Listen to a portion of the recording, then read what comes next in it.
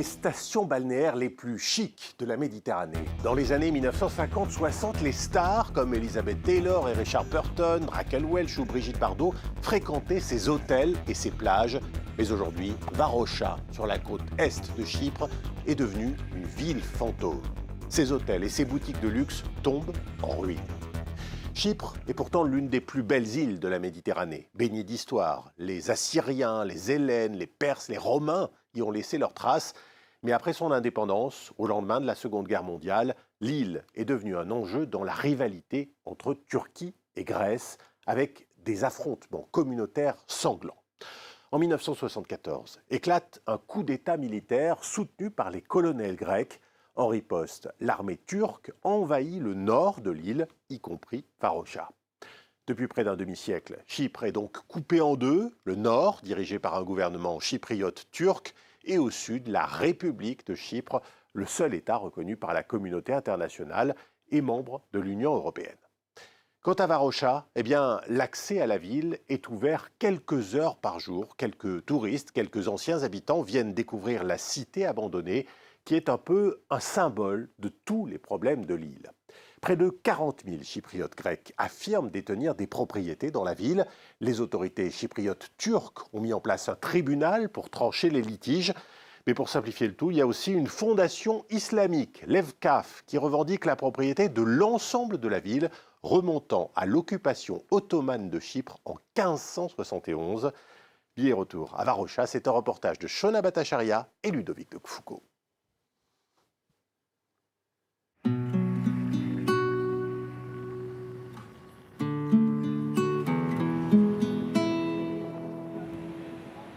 C'est une ancienne station balnéaire, connue dans le monde entier, aujourd'hui en ruine. Cet hôtel était l'un des plus huppés. Alors là, vous pouvez voir le Golden Mariana quand il était encore en activité. À l'époque, les Lordos, une famille chypriote grecque, étaient les plus grands propriétaires fonciers de Varosha. Andreas, l'héritier, avait 6 ans quand les forces turques ont bombardé la ville. J'avais un pistolet en plastique et j'essayais de nous défendre. J'ai gardé le petit pistolet en plastique jusqu'à ce qu'on quitte Varosha dans la précipitation. Les avions militaires nous bombardaient et ma mère, très inquiète, nous disait « Si on voit un avion militaire, j'arrête la voiture, vous descendez et je reviendrai vous chercher ». Andreas revendique toujours la propriété de cet hôtel, qu'il a revu pour la première fois il y a 1 an et demi. Il a également tenté de rentrer dans l'appartement où il a passé son enfance, mais il a été brièvement arrêté car il est interdit de franchir les limites de ce qui est considéré comme une zone militaire. Le temps passera, il est déjà passé, et chaque minute hors de chez nous nous fait mal. On veut juste rentrer à la maison et vivre en paix. À Varosha, le temps s'est arrêté il y a 48 ans. En 1974, l'armée turque n'avait pas prévu de s'emparer de la station balnéaire, mais la trouvant vidée de ses habitants, elle a décidé de l'occuper. Varosha, ou Maraş pour les Turcs, est maintenant située en République turque de Chypre du Nord, la RTCN, une entité non reconnue internationalement, sauf par Ankara. La ville abrite l'une des 2 bases militaires turques de l'île. Jusqu'à 30 000 soldats turcs y seraient toujours stationnés.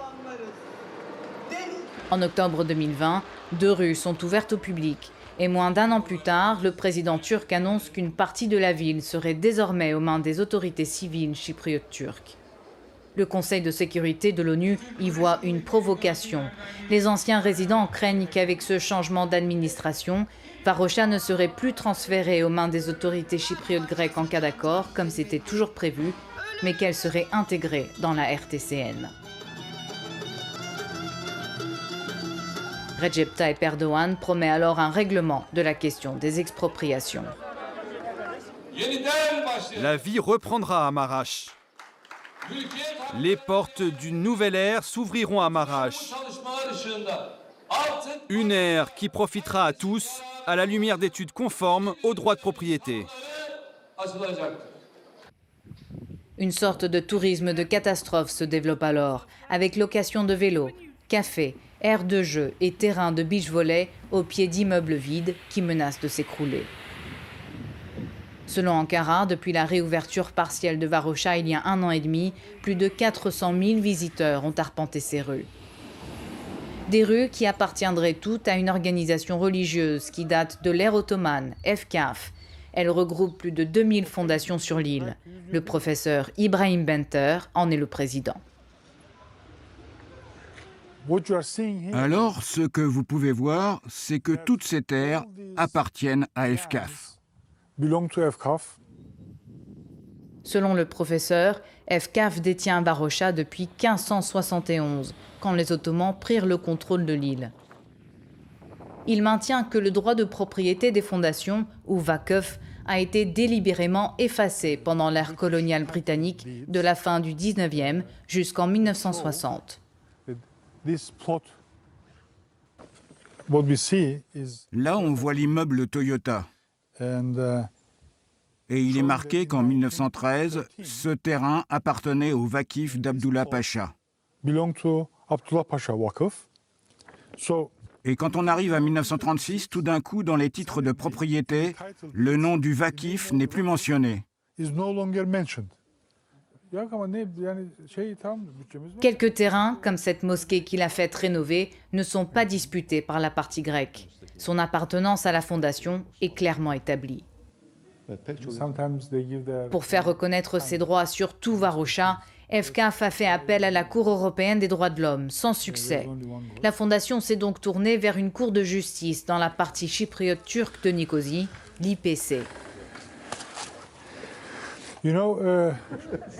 En quittant l'île, l'ancien colon anglais a versé 1,5 million de livres sterling à l'administration chypriote turque pour indemniser Efkaf. Pour le professeur Benter, ça ne signifie pas que les terrains ont changé de propriétaire. Ce n'est pas 100 ans, pas 1000 ans, c'est pour toujours. Les terrains Vakif ne peuvent pas être vendus, ne peuvent pas être donnés en cadeau. Sous aucune circonstance, une propriété Vakif ne peut changer de main. Un argument que les anciens habitants de Varosha réfutent catégoriquement.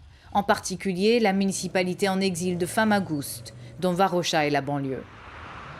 L'administration chypriote grecque de Famagoust s'est installée ici, à Limassol, à 120 km au sud, de l'autre côté de la ligne verte de l'ONU.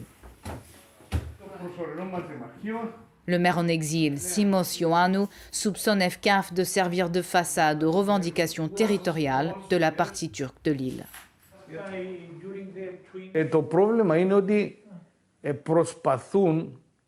Le problème, c'est qu'ils essaient de régler le contentieux, non de manière politique, mais de manière légale. Et donc, ils ont ressorti cette histoire d'Efkaf.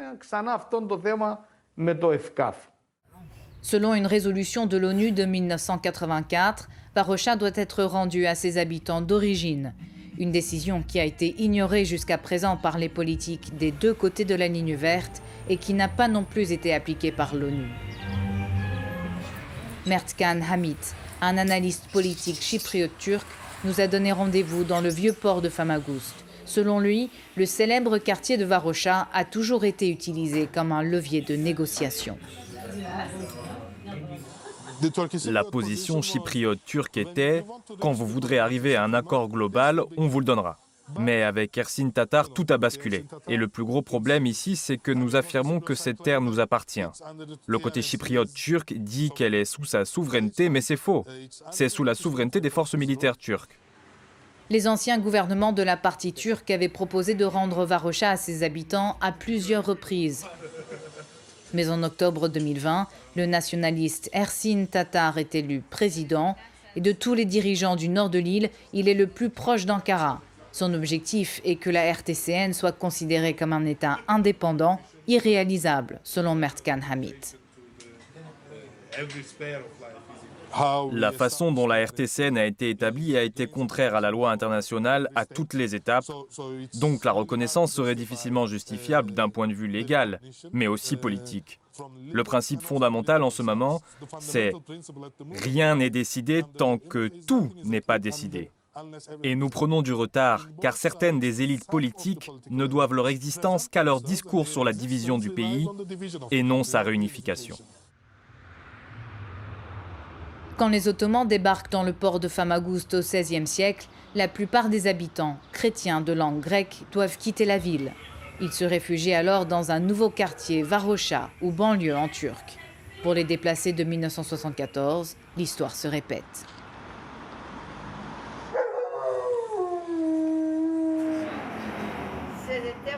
Anna Marangou vit désormais à Nicosie.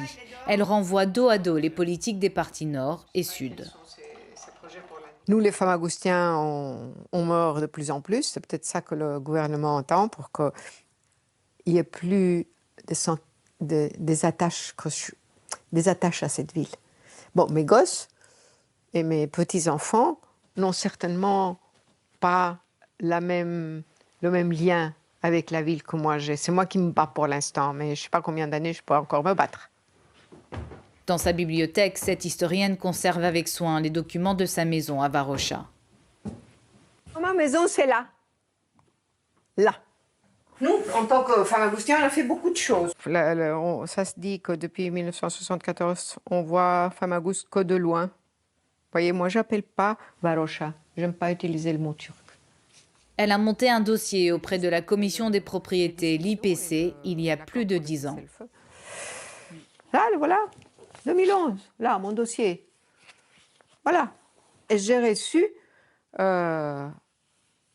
Affirmation of Ownership of Turkish Occupied Immovable Property. Je n'ai pas mon titre. Il est resté à Famaguste. Ils ont pris. Contrairement à la grande majorité des réfugiés qui demandent à ce que leurs biens soient indemnisés, Anna Marangou demande la restitution de sa maison et dit qu'elle voudrait y vivre, même si Varosha devait rester sous contrôle de la partie turque. Je ne vais pas retrouver mes livres, je ne vais pas retrouver mes parents, je ne vais pas retrouver ce que je quittais. C'est sûr, ça va être autre chose. Mais il y a pas mal de fous comme moi. Et moi, le retour de Famaguste, ça me hante. Plus de 7000 dossiers ont été envoyés à la Commission des propriétés depuis son établissement en 2006 avec l'aval de la Commission européenne des droits de l'homme. Les Chypriotes grecs forcés de fuir leur maison, qui se trouvent désormais dans des régions sous le contrôle de la République turque de Chypre du Nord, peuvent demander restitution, indemnisation ou échange de propriété. Plus de 1300 cas ont été jugés, mais pas un seul ne concerne Varosha, une simple coïncidence pour la présidente de la commission. En fait, à l'IPC, nous ne faisons pas de discrimination selon le lieu. Nous ne disons pas « ceci est un dossier de Maraş, nous devons le traiter différemment ». Si le dossier est prêt avec tous les documents nécessaires, nous pouvons le traiter. Mais les demandeurs doivent suivre leur dossier. Chaque propriété indemnisée est désormais aux mains de la partie turque. Ceux qui espèrent la réunification de l'île craignent que le tribunal contribue à consolider l'assise territoriale du Nord et donc de favoriser une solution à deux États. Alors, Anna Marangou n'attend pas la décision de la commission pour agir. Comme tous les week-ends, elle emmène des Chypriotes grecs au nord de l'île, qui abrite 70% de ces sites historiques.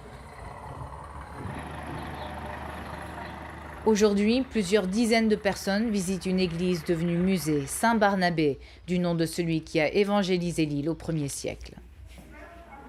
Je suis persuadée, si on fait que la jeunesse puisse comprendre et commencer à accepter et aimer ce patrimoine, il y a peut-être une chance pour l'avenir. C'est pas facile pour le moment, mais il faut persister, quoi. Ces visites sont devenues un moyen pour certains de s'aventurer au nord pour la première fois depuis des années. Moi, ça fait 50 ans que je ne suis plus venu de ce côté-ci et j'ai commencé la semaine passée. Dimanche passé, on est allé à Famagusta. Moi, je viens de la nouvelle Famagusta, mais je ne suis pas encore allé là-bas pour voir la catastrophe. Je ne crois pas que j'ai encore le courage. Il me faudra encore quelques temps pour décider d'aller voir. Anna Marangou organise ses excursions avec un collègue chypriote turc, Orhan Tulun. Lui aussi souhaite mettre l'accent sur ce qui rassemble les Chypriotes plutôt que sur ce qui les divise. La culture est plus forte que la religion ou la langue. Bien sûr, les nationalistes, les hommes politiques insistent toujours sur nos religions et nos langues différentes. Mais en tant que Chypriotes, ce ne sont pas des choses importantes.